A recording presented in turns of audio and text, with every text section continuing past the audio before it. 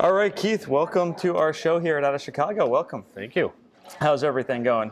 Great so far. Show's going well so far? Yeah.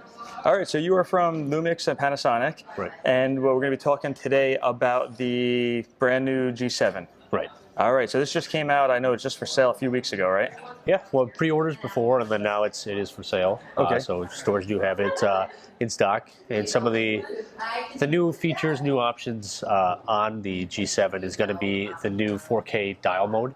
So on the GH4 and FC1000, you'd actually have to go into a 4K mode or movie mode and then go into a 4K mode to actually start doing the 4K frame grabs. Now there's a physical dial for it. Excellent. So that way you could be able to easily access. And from that dial, we now have 3 different features. There's a pre-record, a burst start and stop, and then the regular burst.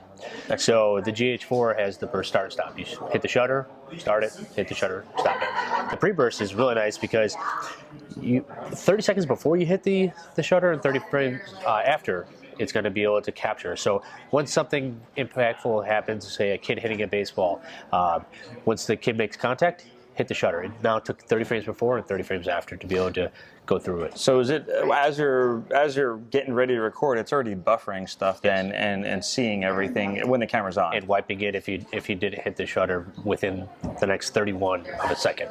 It's going to just keep rewriting over and over again until you physically hit it. And then once you do it, you could scrub through all the different images to be able to select which specific one you want to grab, and then to be able to save it, you just hit the center button here, the set, and then you can save as many as you want out of that sequence. Excellent. So if someone's hitting a baseball, you can catch a few of them, like before, beginning. Exactly. Awesome. Here's the whole form throughout the whole shot.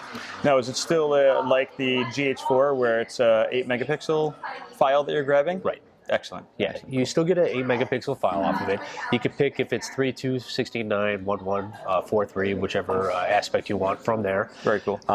The engine inside, it's a Venus Engine 9, so it's the same as the GH4. It does have the DFD, so the depth from the focus.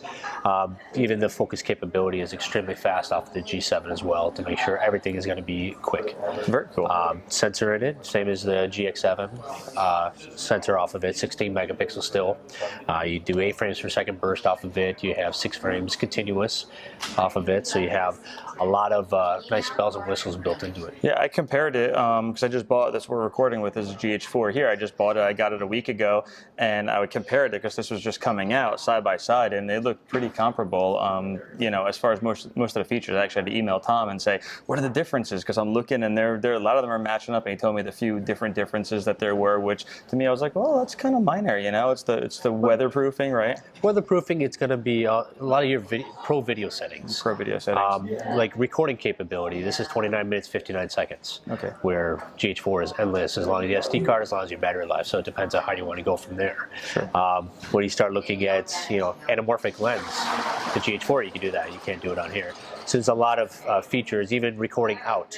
The GH4 you can record out through the HDMI, but on this one you can't. You can't. Headphone jack on the GH4. You don't have a headphone jack in here. You do have a mic, but no headphone jack. Sure. You do have remote access too as well.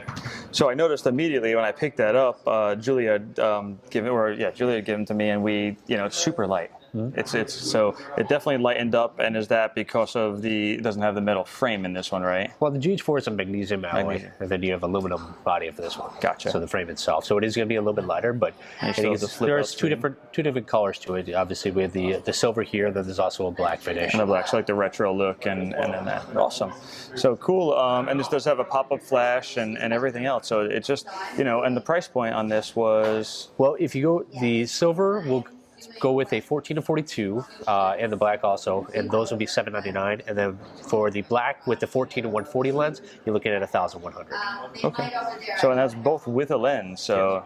So some really good prices. Yeah, some great prices on it. So definitely check this out. It's the newest, latest, and greatest. If you're looking for something to go mirrorless and lighten up a little bit, pretty great price point compared to what I paid. The GH4 is going for what now? $14.95.